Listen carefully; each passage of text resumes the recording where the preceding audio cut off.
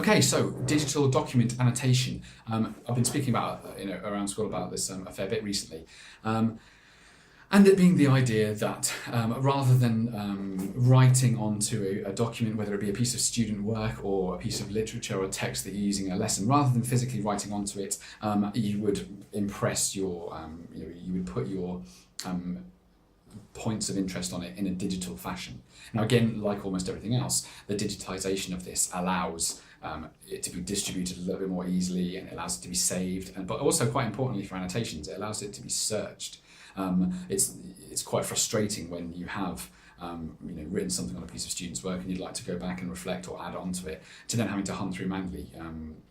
The idea if it was digital, you'll be able to search for the terms you've used and dredge that up much more quickly.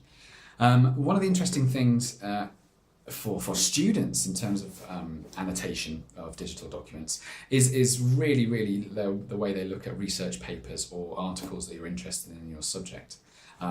It's quite insightful to allow a student to read a passage and highlight areas that they think are important, and then contrast that against the areas that you thought they think were important. That can be a great insight into what's going on inside their heads, where they lie, where they lay importance, and what they take out of a piece of text. And it can be used quite fairly effectively to identify misunderstandings and misconceptions about a particular piece. And also, I think this is one of those examples that spans all faculties quite nicely. We all tend to use some sort of documentation, and so it would make sense that we had a more a more modern way of annotating and distributing and reviewing those things.